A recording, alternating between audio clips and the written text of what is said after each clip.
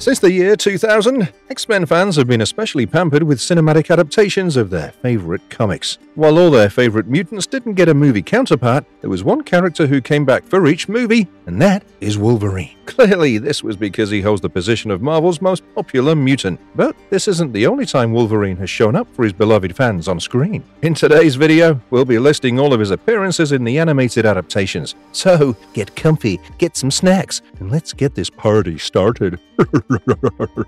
Before we go into our explanation, we have a very small request. If you like our content, please support us by subscribing to our channel. This is a small click for you, but for us, it means a lot. Thank you! Let's begin.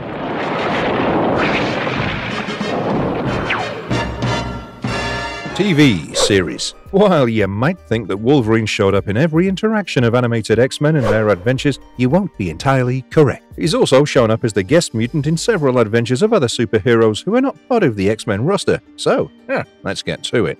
Spider-Man and His Amazing Friends, 1981 to 83. Who'd have thought that our favorite web-slinger ended up running into our adamantium-laced friend? In the Spider-Man and His Amazing Friends, released back in the 80s, one of Peter's amazing friends happened to be James Howlett. Wolverine joined the X-Men right after Firestar and Iceman joined Spider-Man's band of Spider Friends. So, obviously, the run-in was inevitable. When Juggernaut, one of the deadliest foes of the X-Men fraternity, decided to wreak havoc in Peter's territory, Wolverine came to support our boy Petey. William Calloway voiced this Wolverine, and his Australian accent, while it may be sweet to hear otherwise, became one of the main reasons why this Wolverine is memorable. Because, as most of you know, Wolverine is actually Canadian. Hey, that's quite the jump, won't you agree? But this also marked the first time ever when Wolverine left the panels of the comics and showed up on a small screen. So, even with an Australian accent, we were happy to see the big bad Wolvie on screen. After all, it was one small step for the mutants, but a giant leap for the X-Men fans.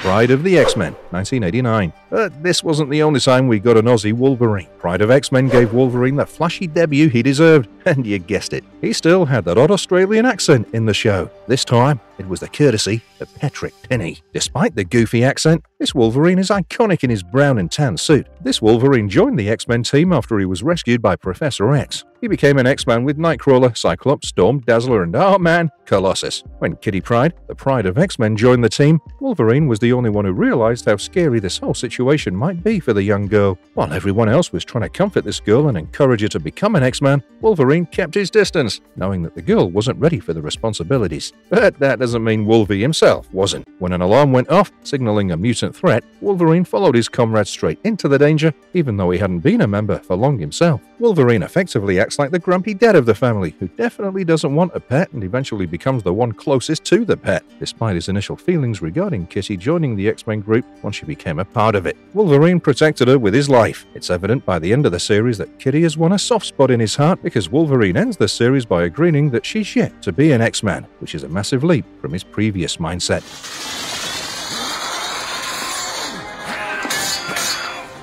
X-Men, the Animated Series, 1992-1997. One of the most celebrated and loved portrayals of Wolverine, well, any X-Men for that matter, happens to be the Saturday morning hit, X-Men, the Animated Series. We all know that Logan as a character has a dark past that left him with a lot of issues. This iconic TV show managed to portray his dark past and his struggles with a lot of care that we, as Wolverine fans, appreciate a lot. This series covered a lot of important plot points in Wolverine's character arc over the 5 seasons. We witnessed the horrific kidnapping of Wolverine and the experimentations done on him that turned him into the lethal Weapon X. When feral Wolverine manages to get out of the clutches of the agency, he ends up in the Alpha Flight, the Canadian equivalent of Avengers. But even then, Wolverine felt like he was being used as a weapon by this government-sanctioned group. Looking for a reason to escape, when Professor X offered him a spot, he was more than happy to join the group. He joined the mutant peacekeepers known as X-Men, and with Professor X's help, he started working on his rage and became a team player. While he was getting close to his teammates, Logan ended up getting too close to Jean, who was very much taken, much to his chagrin. While he was dealing with the emotional burdens of an unrequited love, Jubilee entered the picture. This new mutant was bright, innocent, and naive, very much the opposite of Wolverine. The whole series portrayed Wolverine in such a humane way that even if you didn't like the character in the previous iterations, you'd definitely love him now. He's grumpy, he's angry, he has trust issues, but he is loyal, he's protective, and he's perceptive. All of these are essential characteristics of Wolverine, and watching him get better throughout the 5 5 seasons was indeed a treat to watch. From not being a team player, Wolverine ended up becoming one of the most respected members of the team after proving his worth time and time again. I imagine that did wonders for the imposter syndrome he felt deep down. While we're talking about this Wolverine, we have to give credit to the voice actor. Cathal J. Dodd voiced this Wolverine. And dare I say, this choice was perfect. The producers of the show had the idea that this Wolverine would have a rather deep voice, kinda like Clint Eastwood, but deeper. Dodd personally drew inspiration from Wolfman Jack for the voice. The one dialogue that remains iconic from the whole show has to be when Wolverine faces off against Sabretooth in the episode titled Deadly Reunions. The way he says, "Well, pick on me, pal. I'm smaller than you," before attacking Sabretooth just sends chills down my spine. It's just a chef's kiss. And if you've not seen the masterpiece, I highly recommend you do. You'll not be disappointed. We never were, maybe, but I've been put out. X-Men Evolution, 2000-2004. Since X-Men, the animated series, the adaptations of Wolverine definitely became better. The next one up in line is The Wolverine, who's voiced by Scott McNeil. This animated adaptation was a bit different plot-wise. This was more focused on X-Men as teenagers in high school. While seeing Logan in high school would be a treat for Wolverine fangirls, the producers knew this just would not work for Wolverine as a character. So instead, they made him an adult member of the team. He worked in the school as an adult, which explains his interactions with the new mutants. However, this meant that his usual interactions with his teammates would differ, owing to the now prevalent age difference. Here, Logan is a headstrong and strong-willed man. Sometimes the way he expressed himself came off as, insensitive. But don't let that fool you. He's very caring, loyal, and even self-sacrificial at times. Much like a coconut, his sweet core often comes as a much welcome surprise once you get past his hard outer shell. His temper and violent attributions are no secret, but he does try to control them and teach the new students that there are better ways to solve a problem than violence. But between you and me, I think he loves it when violence is the only answer to the problem. This version of Logan is very reminiscent of his comic book persona. The sarcasm, the blunt delivery, and the loner tendencies he has on the comic book panels are brought to life on the screen. But he does enjoy the company of the young mutants, even though he might not show it. And of course, we can't forget Logan's protectiveness and possessiveness towards his motorcycle. This aspect of his character was rather fun to watch.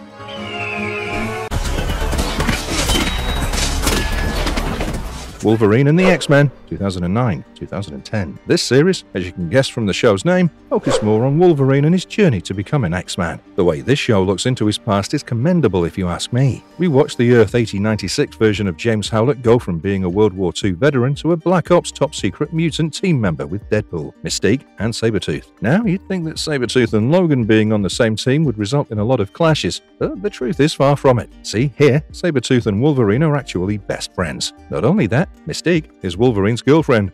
Oh my god, talk about plot twists. As the mission days go on, we get a better perspective and understand why exactly Logan ended up hating Sabretooth. Like for example, when Logan was sent to kill this guy named Nord. He was unable to do it because the guy had a kid. Logan couldn't imagine putting the kid through the pain of losing a parent. Where he stumbled, Sabretooth showed up and got through it quickly. He left brutality in his wake, and Logan was horrified. All he remembered was walking into the flames to save their daughter while the Nord was gone. But this was just the beginning of their crumbling friendship. When Professor Thornton, the scientist obsessed with genetically enhancing the mutants, joined the team, things became rather tense in the group. The professor targeted Mystique, who obviously wanted nothing to do with this. Victor sided with the professor, and Logan rampaged to save his girlfriend. Well, yeah, sure, he succeeded in doing that. He did so at his own cost. He was caught and experimented upon, leading to him getting his iconic adamantium skeleton and his memory wiped. He wandered aimlessly as this mindless assassin, and finally, when he managed to escape, he ended up in Japan. But heartbreak followed him there, too. He fell in love with a girl named Mariko, but Mariko had another suitor named Harada. Harada and Logan had a duel, and even though Harada was defeated fair and square, Mariko chose him in the end. While Mariko did this to save Logan from being killed by the Yakuza clan, Logan left Japan heartbroken. This is when he was found by the X-Men. He joined the team and became close to Rogue. Rogue was like a daughter to him, and their similarities were uncanny. However, Logan wasn't yet ready to be tied down. He kept coming and going according to his wish, much to the young girl's irritation. However, when Logan ran into Jean, who found him intriguing, a spark was felt. This led to Logan and Jean's then boyfriend Scott fighting for Jean's affection for a while. Talk about an unfortunate love triangle. This show was sort of like the unofficial sequel to X-Men the Animated Series. With the Sentinels on the rise, Magneto created the safe haven Genosha, with anti-mutant sentiments at an all-time high, and this show explored rather heavy topics. Steve Bloom voiced this Wolverine, portraying his doubts and dark past with praiseworthy acting. The doll.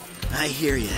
Lot more to a scrap than who's the biggest and strongest. The Superhero Squad Show, 2009. Wolverine and the whole X-Men team in general have always had heavier themes. The way mutants were treated by humans is very reminiscent of racial segregation, and needless to say, this is a sensitive topic. Now, the Superhero Squad was a show made specifically for kids. Well, sure, there are ways to portray heavy themes like this in a kid-friendly way. This show's portrayal of the mutant is always considered somewhat out of character. One might say that as this show was made to promote a toy line, Wolverine was included as the high-selling hit. But that doesn't mean this kid-friendly Wolverine didn't bring much to the table. Known as Captain Canada, he's a member of the All-Captain Squad and the X-Men, along with the Superhero Squad. In this series, Wolverine's a part of the X-Men back in his mutant high days. Here, in this school, he was working to get a diploma, but he never managed to get that because of the Shi'ar invasion. Shi'ar Empire and the hatred for general education really is an arc that I didn't think needed to be explored, but here we are. But now, without a diploma, Wolverine didn't have much to do except join the Superhero Squad. Here, he was working with his friends to gather all the pieces of Infinity Sword. Once that mission was out of the way, he joined the All-Captain Squad, which had Captain America, Captain Britain, Captain Liechtenstein, and Captain Brazil.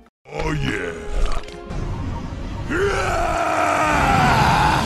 The Avengers, Earth's Mightiest Heroes, 2010. One of the most fierce and legendary cameos of Wolverine was in the show The Avengers, Earth's Mightiest Heroes. Here, Wolverine first shows up in a flashback. He's a member of a World War II platoon led by none other than Steve Rogers, most popularly recognized as Captain America. Known as the Howling Commandos, together, the two heroes led an assault on a Hydra facility where Logan played a crucial role. While Captain America found himself in the realm of the dead, Logan and Bucky were denied the pleasure of that visit because these two boys ended up being revived due to the Cosmic Cube. Right after this, the next time we see Wolverine, he's a member of the X-Men. A lot had happened in Wolverine's life by then, but we'll come to it when the time is right. As an X-Men, Wolverine was called upon when Kang, the time-traveling conqueror, started summoning his forces from the past and the future. Wolverine was actually saving Spider-Man from 3 dinosaurs. He then received Iron Man's message regarding the impending doom that Kang was about to bring upon every person who called Earth home. Now, Logan thought this message was for the Webhead. Despite that, he knew that help was needed, and he showed up. He became one of the new Avengers and took down Kang with the popular strategy known as Divide, Conquer. But this wasn't all.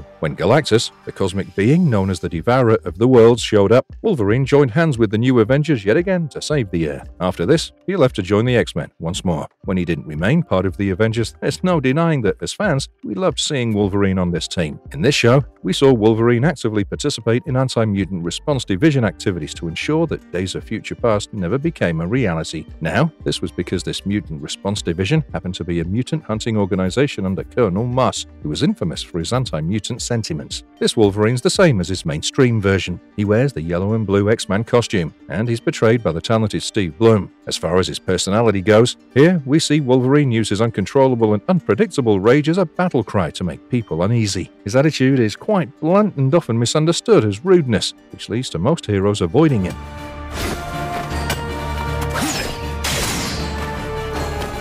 Marvel Anime, Wolverine, 2011. Okay, now I'm in no way saying that the usual depiction of Wolverine, which was made highly memorable by Hugh Jackman, is bad, okay? It's an excellent depiction of this character. However, I'll admit that if there is one favorite on-screen version of the character that I love to look at, it'd be the Wolverine from Marvel Anime. Over the years, Marvel has experimented quite a bit with its characters and their portrayals on screen. One of the results of this experimentation happens to be the 4 anime series focusing on one section each. You have Iron Man, Blade, Wolverine, and X-Men. Only one character shows up in every Marvel anime series, and it's our boy Wolvie. X-Men anime saw Steve Blum take up the role of Wolverine yet again. For the other 3 anime projects, Milo Ventimiglia took on the role. This series focuses on Wolverine's time with the Yoshida family in Japan. He found out that his girlfriend Mariko Yoshida was married to Kurohagi Hideki, this crime lord, much to her chagrin. So, as a very distinguished gentleman, Wolverine decided that he must save her. This led to him running into his nemesis, Omega Red, who's been obsessed with getting revenge on Wolverine. With such an exciting premise and a unique take on the art style, Marvel Anime is definitely worth watching. If you prefer the subtitled version over the dubbed one, don't worry, Rikiya Koyama, most famous for voicing Yamato in Naruto Shippuden, Coyote Stark in Bleach, Deep Sea King in One Punch Man, and Fukuro in Fairy Tail, is the one voicing Wolverine, and his acting is just a chef's kiss. Alright,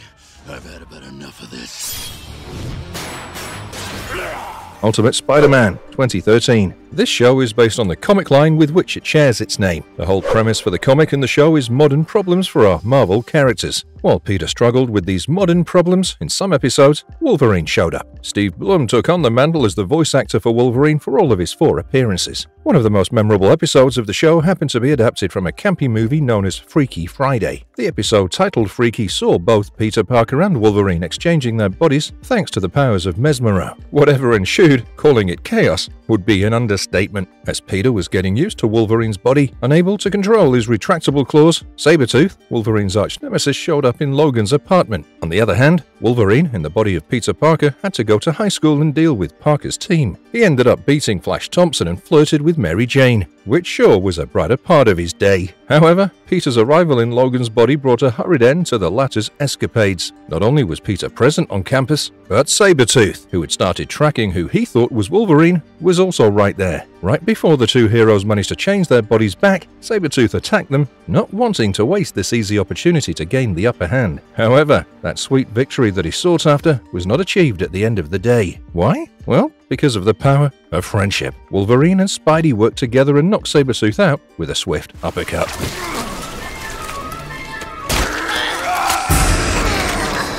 Hulk and the Agents of S.M.A.S.H. 2013. The Wolverine we saw in the Ultimate Spider-Man universe is the one we follow in the Hulk and Agents of S.M.A.S.H. But how did Wolverine run into Hulk and the Agents? Good question. Let me tell you. When the Agents of S.M.A.S.H. were on vacation in Canada, they ran into Wolverine, who looked absolutely mauled. It turns out that Wolverine was bitten by a Wendigo. For those who don't know, Wendigo are mythical creatures that roam the wilderness. They're more than happy to eat whatever crosses their path. Suppose you come across a Wendigo and manage to get away with nothing more than a scratch on your skin. Well, too bad. You'll turn into a Wendigo yourself. In the series, these creatures are seen as hulking monsters who chase people around the nearby ski resort. When Wolverine heard about the problem and showed up there, he too ended up getting attacked. This is when the Agents of S.M.A.S.H. found him. After learning about the problem from Wolverine, Hulk finds that the Wendigos are being controlled by the Wendigo King. Realizing that this situation might get out of hand real soon if they don't take action right away, Wolverine and Hulk joined hands together to defeat the Wendigo King and save the day for good. If you're guessing Steve Blum was the one to voice Wolverine here, then you're absolutely right. The man clearly has a monopoly over this character, and I can totally understand why. Steve Blum plays Wolverine in such a believable way. Marvel Disc Wars, The Avengers, 2014. Marvel's venture of mixing favorite comic book characters and anime didn't stop with Marvel Anime Productions. In fact, they did another one, known as the Marvel Disc Wars, The Avengers. Here, the story is a bit childish, I won't lie. They effectively took all the heroes and turned them into Pokemons, for lack of a better word. Whenever the young teen character is in danger, they just call out to the hero needed, and the hero would come out of their containment unit, known as the Disc. This premise is goofy, for sure, but it has its entertainment factors which we can't deny. Seeing Wolverine coming out in his signature blue and yellow costume was rather entertaining. Even though the main roster of heroes who got turned into Pokemon are the Avengers, Wolverine was present there as a member of the X-Men. Wolverine learned about the discs from Iron Man, and since then, he's been sure that these discs would go horribly wrong and end up trapping all of them like the Sentinels once trapped the mutants. Nobody paid much attention to his warnings until Loki broke into the facility and took control of the discs, proving Logan to be correct. Steve Blum returned as the voice actor for the English dub of the show. For the original Japanese version, Wolverine was voiced by Kenji Nomura, the voice behind several villains in One Piece.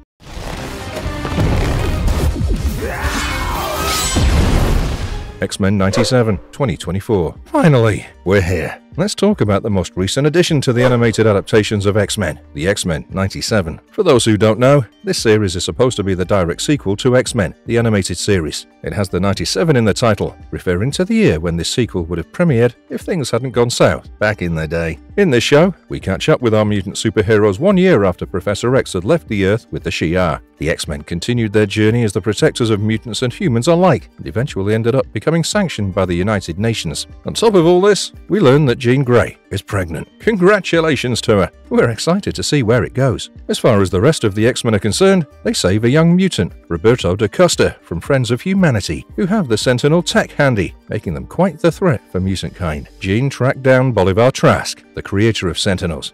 What do you know? Trask is in the junkyard near the Sahara. building sentinels to destroy the mutant kind. While our heroes are able to save the day by apprehending Trask, Cyclops and Jean are left to wonder how they can protect their little son from mutant hatred. The most shocking moment of the series is when Magneto shows up and claims that in Xavier's will, it's said that Magneto will now be the one in charge of the Institute and lead the X-Men. Wolverine's still a part of the roster, and now he has to deal with everything from Jean's pregnancy, even though he loves her, the addition of Sunspot, who's clearly not ready to be a mutant, and Magneto being the leader of the X-Men. Talk about a whiplash. With such a banging pilot episode, we fans are dying to get more. The goal for this show was to bring back the excitement that we felt back in the 90s watching the Saturday morning hit show. So, to add to the charm, the producers brought back most of the original cast, other than following similar art styles. Cal Dodd returned once more to play Wolverine after so long, and I can't get enough of this version of the mutant movies. You're not the only one who thinks about Hugh Jackman whenever you hear movies and Wolverine in the same statement. However, that's not the only iconic portrayal of Wolverine in a movie, because we have